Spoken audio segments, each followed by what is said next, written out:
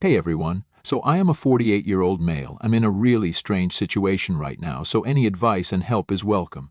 18 years ago, my dad, who was 60 at the time, slept with his neighbor, who happened to be a 24-year-old woman.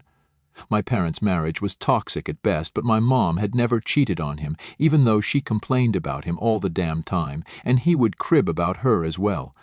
They were just not a good match, and I constantly wished they would separate because of the never-ending fights and arguments, and then finally my dad gave in and cheated, and with his neighbor no less. Back when he slept with his neighbor, I must have been 30, and I was living by myself in an apartment.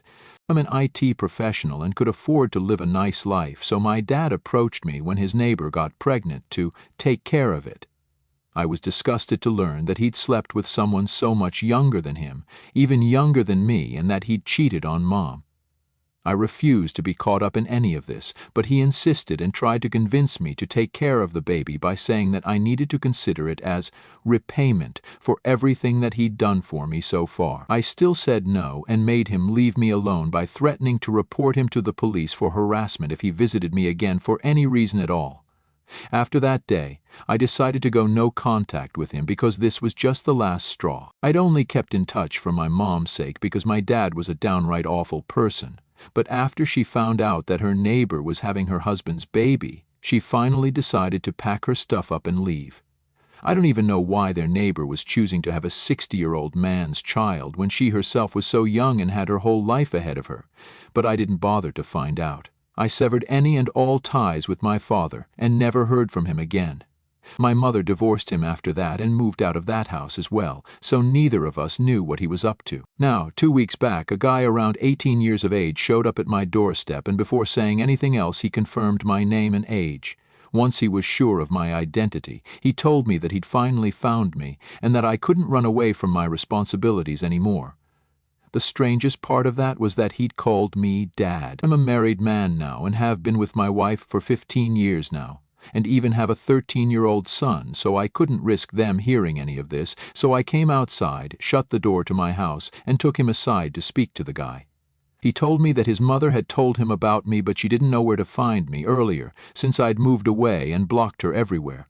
But now that he knew who I was, he was here to collect what I owed him and make sure I pay for his college tuition now. I was absolutely lost for a minute, but then he told me his mother's name. Yeah, it was my dad's old neighbor, and this was my dad's son, so technically my half-brother. For some reason, his mother had told him that I was his real father, and now he was here to get money out of me, and he was threatening to take me to court otherwise. Once I'd connected the dots, I was relieved that this wasn't actually my son, and I explained the situation to him, but he refused to believe me and said that he was not going to let me off the hook so easily, and he wanted a paternity test to be conducted at a hospital of his choice, and I agreed to it readily since I had nothing to hide. The very next day, the paternity test was done, and, needless to say, I was not his father. The poor guy was devastated when he realized that I'd been telling him the truth, and when he asked me where his real dad was, I told him that he'd have to ask his mother about that, since I'd cut my own father off almost 2 decades ago. And then he told me that his dad had never played any role at all in his life, and had gone missing in action even before he was born, according to what his mother told him. She was a waitress and had worked really hard to raise and educate him all on her own, but unfortunately, she didn't have enough savings to send him to college, and he wasn't willing to opt for a student loan. So he'd set out to find his father. But now he knew that his mother had lied to him about his real dad and had probably been too embarrassed to tell him the truth. I ended up feeling really bad for the kid since he was just a couple of years older than my own son, and here he was, struggling to think of a way to pay for college just because my horrible dad had decided to just abandon his own child. So I told him not to worry and promised him that I'd put him in touch with my dad within a few weeks. I didn't know if I could do it, but I'd already promised him. So I got to work and even told my mom to help find him. She hadn't spoken to him in ages, and we weren't even sure if he was still alive or not, but my mom asked around the neighborhood they used to live in and found out that my dad had sold the house and moved to Missouri so that he could live on the farm with his family. I did some digging and found out where he lived, and since they had a business phone number on their website as well. So a few days back, I decided to call that number and ask for my dad. Luckily, I did manage to get through to him, and I told him that he needed to get in touch with his son right away, or else I'd make sure that he's taken to court and is forced to pay up. My dad told me to stay out of his business and then disconnected the call. But I forwarded that number to my half-brother and left him to deal with the situation. I also came clean to my wife about this and told her all about my half-brother because I really wanted him to be a part of my life now. The poor guy has been through a lot, and I would be more than happy to be able to do something for him. It's not his fault his father is an awful person, and he doesn't deserve to be treated like this. My wife already knew about the kind of guy my dad was, and his affair with the neighbor, since I'd told her about it, but now that she knew my half-brother had reached out to me, she was thrilled for me and reassured me that he'd get all the help that he needed. We've kept in touch since, and he's told me that when he confronted his mother about her lie, she got very upset with him for even trying to go searching for his dad when she'd specifically told him not to. They'd been fighting for a few days over this, but 3 days ago, once I'd given my half-brother our dad's contact info, he decided to call him and talk to him. But my dad, being the coward that he is, refused to speak to him, and I guess he must have complained to his mother because that very day they got into a really bad fight and my half-brother ended up getting kicked out over his insolence. All because he'd wanted to find out where his father was and make him pay for his college tuition, which is literally the least my dad can do after years of avoiding his own son and his responsibilities. I decided to take my half-brother in for the time being. He's been really depressed about everything and barely even eats or speaks to anyone, and has been saying that he doesn't want to go to college anymore since he feels like he's going to end up becoming a burden on everyone if he decides to go. That's concerning because from what he's told me, he's a bright kid with a good future ahead of him, and it doesn't make sense for him to quit just because his parents are crappy people. I've tried to talk him into a student loan, but he's not willing to get into that at all. And I've even offered to handle his tuition expenses, but he's told me that he can't let me do him any more favors because I'm already going out of my way for a kid I barely even know. Which is true, I guess. It's just been 2 weeks, but I feel horrible for him. I know he's my half-brother, but he reminds me of my own son, and I would hate for any kid his age to be going through something so extreme. His whole world has turned upside down in these past 2 weeks, so I can understand where he's coming from. He's lost and overwhelmed. I was feeling bad for him, and he clearly missed his mother as well, so I decided to pay her a visit this morning before I headed to work. I knew that she still lived in the same house, since she'd inherited that from her late uncle, so she didn't need to pay rent, and the fact that it was in a nice neighborhood was just the cherry on top. She was really hostile towards me and didn't invite me inside, but I was okay with that because I wasn't a fan of hers either. I told her that her son was living with me and that he was really upset, so she needed to speak to him urgently. But instead of being concerned for him, she started yelling at me and told me to stay out of her family's business. She accused me of meddling in something that didn't concern me in the slightest, and even said that she'd been in the process of arranging the money herself and she'd just lied to him to protect him from the knowledge that she knew wouldn't sit right with him. She said that her own father was about the same age as my dad, and now that her son knew that his grandfather and father were the same age, he couldn't even look at her the same way, and it had totally ruined their relationship. I'd apparently made a mess of things by telling her son the truth about who his real dad was, and she accused me of trying to drive a wedge between her and her son on purpose to get back at her for causing my parents' divorce, which really wasn't even the case. It hadn't even occurred to me that it might come off as that, but even when I denied it, she was adamant and kept blaming me for the situation. She believes that I had no right to tell him the truth even if he had approached me first, and I should have come straight to her instead of trying to deal with the situation myself. Then she slammed the door in my face and left me contemplating everything that I'd done so far, because I didn't know if what she was saying was right or not. I'm still at work, but I just can't get what she said out of my head.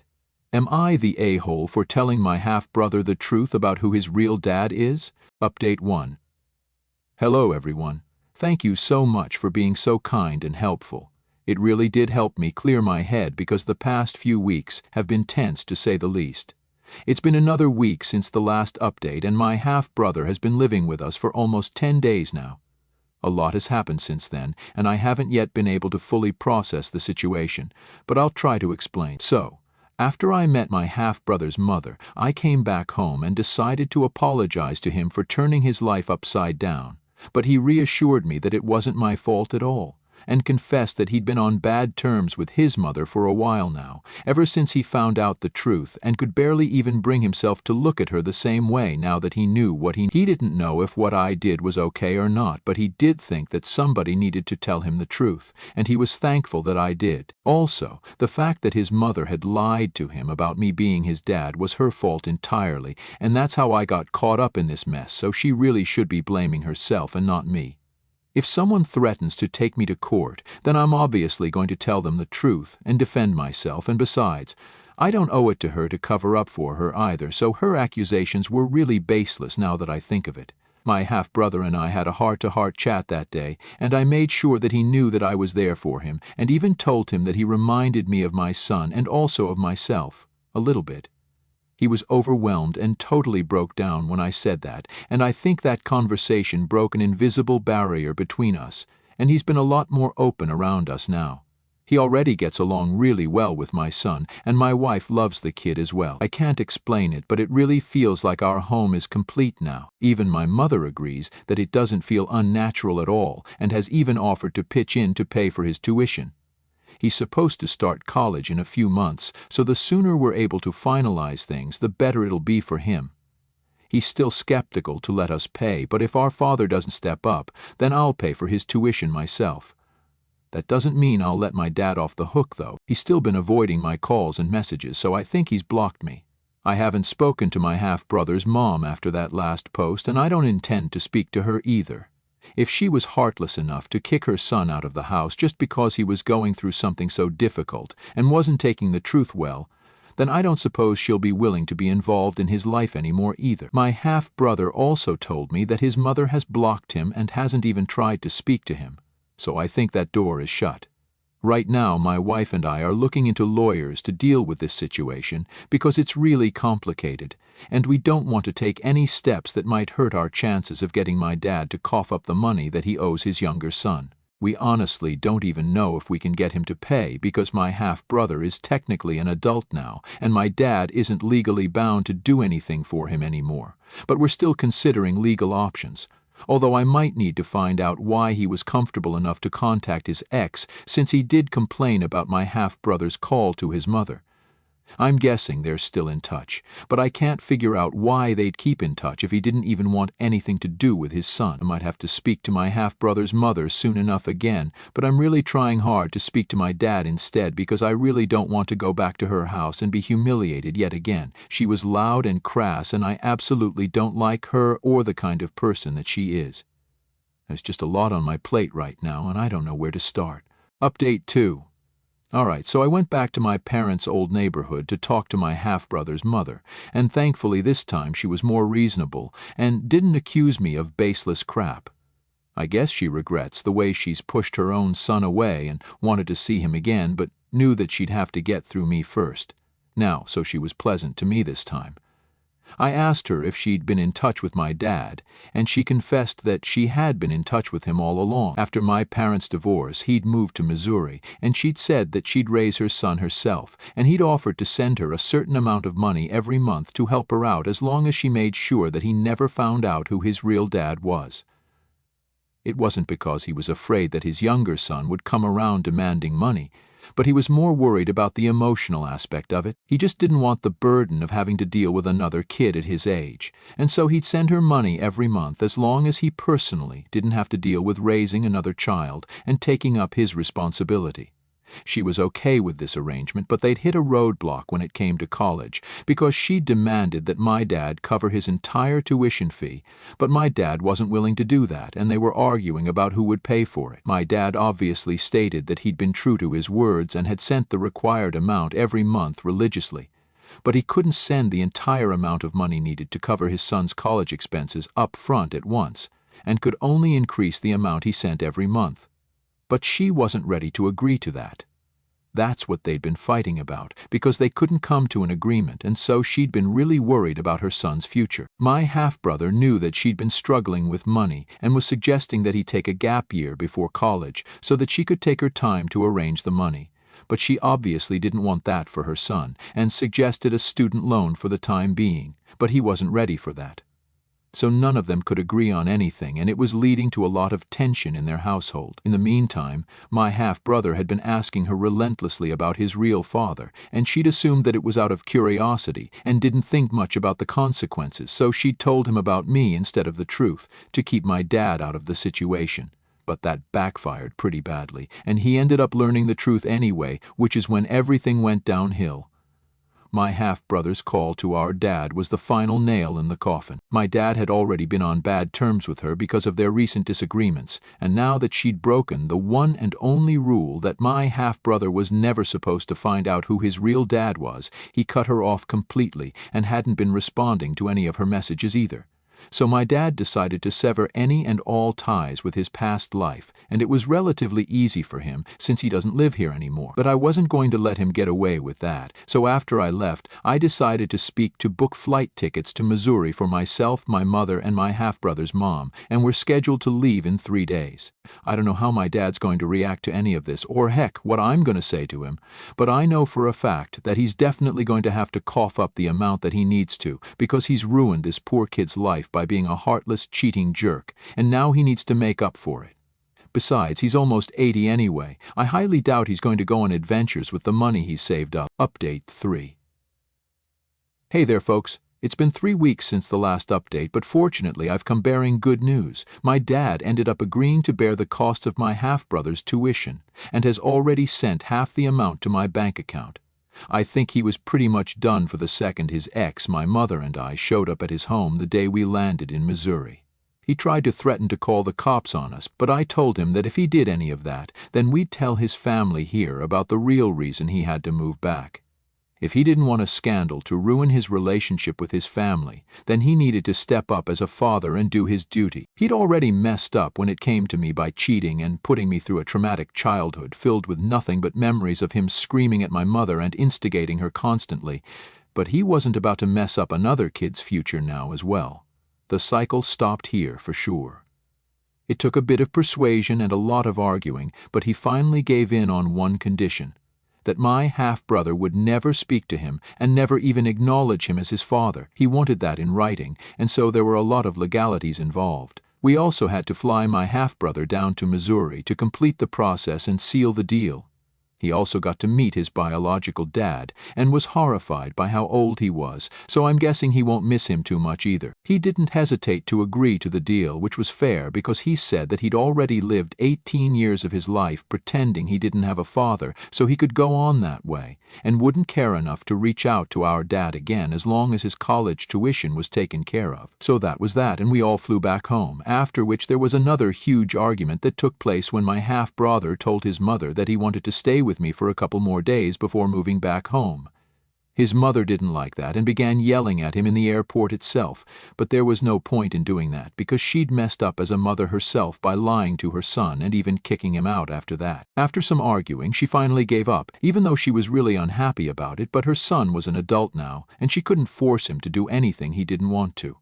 My wife and I were happy to have him as well, so he's been staying with us since then, and he's going to start college in the fall soon enough.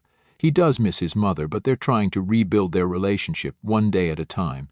And even though I'm not a fan of that woman, I'm not going to stand against it either. So my family situation right now is strange to say the least, but, well, it is what it is, and I'm okay with it now.